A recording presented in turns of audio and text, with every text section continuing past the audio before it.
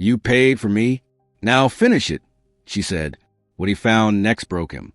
They don't sing ballads about the evil that wears a clean collar and a silver star.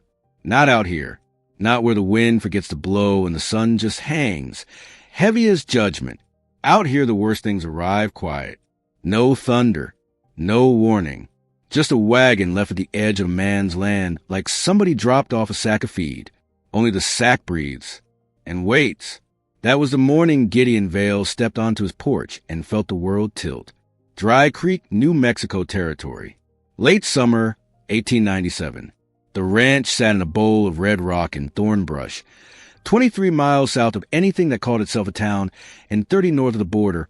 Nobody bothered guarding anymore. Heat already thick, even before the coffee finished boiling on the stove. Gideon walked the corral fence the way he did every dawn since his soldiering days ended. Slow, deliberate, boots raising little puffs of dust that died before they reached his knees. 43 years old. 10 of them spent in blue while chasing Apache through the Dragoons, then chasing Mexicans across the Rio, then chasing ghosts across his own mind. He had come here to stop chasing, bought the place with back pay and a limp he never talked about, figured the land would let him be. The land had other plans. The wagon was small, black paint blistered off in long curls like burn paper.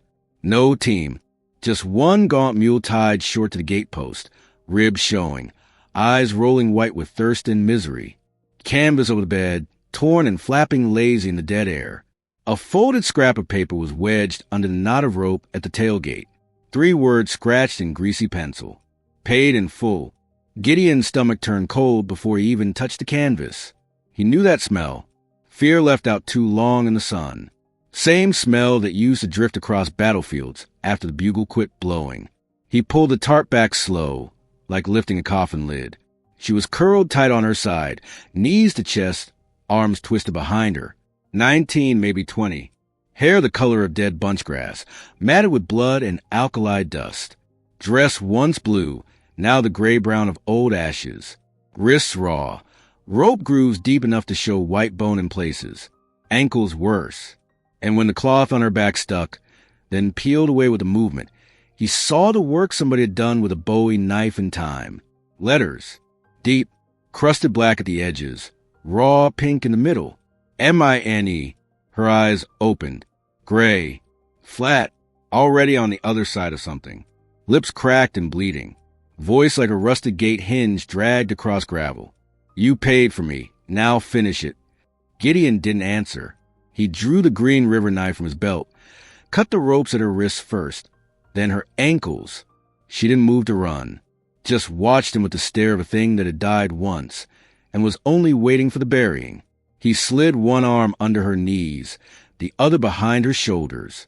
She weighed less than a saddle, carried her across the yard, up the 2 creaking steps, through the door that never had a lock, laid her on the spare cot in the lean-to room he had built for a wife who never came. Left a canteen, a tin cup, one of his clean shirts folded square on the chair. Closed the door soft behind him. Stood on the porch a long time, staring at the wagon like it might explain itself. It never did. He unhitched the mule, led it to water, poured half a bucket of oats it didn't have the strength to eat, burned the wagon, pushed it into the arroyo, doused it with coal oil, touched a match, watched the canvas catch and curl black, watched the flames eat the words paid in full until there was nothing left but iron rims and ash. Then he went inside and started boiling water for bandages he wasn't sure she'd let him use. 3 days she slept or pretended to. He left cornbread on a plate outside the door. It disappeared. Water, too. He never crossed the threshold while her eyes were open. On the 4th morning, he found the plate washed clean and set neat on the step, upside down, so the dust wouldn't settle in it. That was the first thing she ever gave back. Nights were the worst. Coyotes out on the flats, yipping like they knew every secret a man ever tried to bury. Gideon sat on the porch with the old Spencer carbine across his knees, coffee gone cold hours ago. Sometimes he heard her cry out behind the thin wall. Short, sharp, cut off quick, like she'd learned screaming only brought worse. He never went in, just listened to the coyotes answer her instead. Week 2, she came out on her own. stood in the doorway barefoot, wearing his faded blue shirt like a dress, sleeves rolled 4 times, skinny shoulders, collarbones sharp enough to cut paper. Didn't speak. Walked to the pump, worked the handle till water ran clear and cold, washed her face slow, like she was trying to remember what clean felt like. Then she took the broom from the corner and swept the porch without being asked. Dust rose around her ankles in little red clouds. She never once looked at him. That night, she sat closer to the stove than before. Knelt, really, back to the wall, knees drawn up, arms wrapped around them. Firelight painted the scars red through the thin shirt fabric. Gideon fed the stove another chunk of juniper. Sparks flew up the chimney like startled birds. She spoke so quiet he almost missed it. "You didn't touch me." He poked the fire with the iron. "Ain't that kind of man." She nodded once, slow, like that settled something older than both of them, something carved deeper than the letters on her back. Next morning she was out before he was, brushing down the bay mare in the corral, hands gentle, voice low, humming something with no words. The mare leaned into it, eyes half closed. Gideon watched from the fence and felt something crack inside his chest he thought had scabbed over years ago in a field hospital outside Glorietta Pass. He started leaving the lean-to door open during the day. She started leaving it closed at night. Fair trade. 2 weeks in, the wind finally moved again, rattling the tin on the roof like dry bones. Fire burned low. She talked. Started with the big house on the edge of Santa Fe. Territorial Judge Harlan Crowder. Respected man. Gave speeches on temperance on Sunday while drinking French brandy behind locked doors on Monday. Her mother had owed money after 3 years of drought took the cattle, and then took her mother. Judge Crowder offered to settle the debt. Took the girl instead. Kept her 2 years in the attic room with the slanted ceiling and the iron ring bolted to the floor.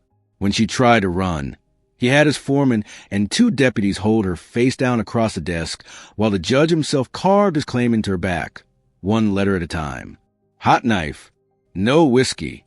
Said it would remind her what she was worth every time she laid down to sleep. Then he tired of her screaming. Lost her in a poker game to 3 men who wore badges and laughed about it, like it was the funniest thing south of Denver. They crated her up, drove south through the night, and left her at the first lonely ranch they found with a man living alone. Figured nature would take its course. Gideon listened without moving. When she finished, the only sound was a fire popping and the wind whirring the eaves. He stood up slow, walked outside into the dark, stood there a long time, hands clenched so tight the knuckles went white. Came back with ink, a stub pen, and the last 2 sheets of writing paper he owned. Sat at the table and wrote a letter by lamplight to Captain Elias Moore, commanding Fort Craig.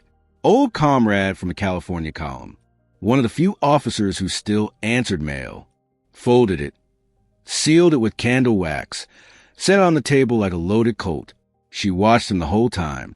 Eyes wide for the first time since the wagon. "You believe me?" He met her look straight. "I believe the knife." He rode out at dawn the next day, delivered the letter himself to the stage station at Socorro so it would go north on the fast mail. Took him 4 days there and back. When he returned, she had scrubbed every inch of the cabin, washed his spare shirts, patched the tear in his only good coat. Didn't say a word about it. Just handed him coffee when he stepped down stiff from the saddle. 3 days later the collector came. Rode in at dusk on a big sorrel, lathered hard, badge glinting even in the dying light. Deputy Star, but Gideon knew the face from wanted Dodgers up in Colorado. His name was Pike. Carried a greener 10 gauge across his saddle and a grin full of yellow teeth.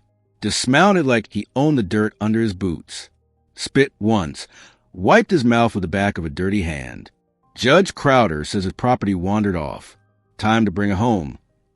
Gideon leaned against the porch post, hand loose near the coat he hadn't worn since he hung up his uniform. Pike took 1 step toward the door. That was all he got. Gideon moved like something long asleep, waking up angry. Colt clear of leather and rammed up under Pike's chin before the grin had time to die. Disarmed him, spun him, slammed him face down in the dust, so hard the wind left his lungs in a whoosh. Knees in his back, rope around wrists quick and tight, then ankles. She stood in the doorway watching, breathing fast but not hiding this time. Gideon dragged Pike inside by the collar, sat him hard in the straight-back chair, lashed him to it with half a coil of rawhide, took the deputy badge off his chest, and set on the table next to the sealed letter like another piece of evidence. Pike started cursing, then threatening, then pleading. Gideon gagged him with his own neckerchief. That night the coyotes sang close. She sat by the stove, knees drawn up again, but her eyes never left the bound man. Gideon cleaned his coat slow, one part at a time, the smell of gun oil thick in the room. Dawn the next day the patrol from Fort Craig came hard. 6 troopers in dusty blue. Captain Elias Moore riding point. They took Pike truss like a calf for branding. Took the letter, took wet plate photographs of her back, while she stood straight in the yard and didn't flinch once. The photographer's hands shook. Captain Moore looked at Gideon a long time, eyes old, said nothing, just saluted with 2 fingers to his hat brim, and turned the column north. After that the days changed color. She started cooking, burned the beans the first time, laughed at herself short, startled sound like a bird that had forgotten it had wings. He fixed a windmill that had squeaked for 2 years. She held a wrench while he tightened the bolts. Their hands brushed once. Neither pulled away. Autumn came early to the high desert. First frost silvered the grass one morning. She found his dead wife's old coat in the trunk, patched the elbows without asking, left it hanging on the nail by the door. He wore it. One night the wind died completely, and the stars pressed so close you could almost touch them. She stood on the porch, arms wrapped around herself against the cold. I don't have any place else, Gideon. He looked out at the dark land that had tried to swallow them both and failed. You do now. Winter passed quiet. Snow once, thin and mean, gone by noon. They butchered steer together, hung the meat in the smokehouse, worked side by side without needing words. Some evenings she read aloud from the only book he owned, an old copy of Ivanhoe, spine cracked, pages soft as cloth. Her voice got stronger every night. Spring brought green on the flats and rumors on the wind. Stage driver left a Santa Fe newspaper at the corral gate one day. Front page. Territorial Judge Crowder arrested. Shocking testimony expected. She read it twice, folded it small, put it in the stove without a word. That night, she didn't have nightmares. Summer again. 1 year since the wagon. She stood on the porch at sunset, hair longer now, tied back with strip of rawhide. Scars still there, pale against brown skin, but no longer angry. Gideon. First time she ever used his name. He looked up from sharpening the axe. I think I'll stay. He set the whetstone down slow, nodded once. The kind of nod that meant more than 100 words ever could. They say Judge Crowder never looked up once during the trial. They say the photographs made strong men leave the courtroom to be sick in the alley. They say he hanged in the yard of the Santa Fe Penitentiary on a Tuesday morning when the cottonwoods were just turning. Out on the ranch, nobody talked about it much. There was hay to cut, a colt to break, a life to keep breathing. Some evenings she sat on the top rail of the corral, boots swinging, watching the sun bled out across the red rocks. Gideon poured coffee into 2 tin cups, handed her one, leaned on the fence beside her.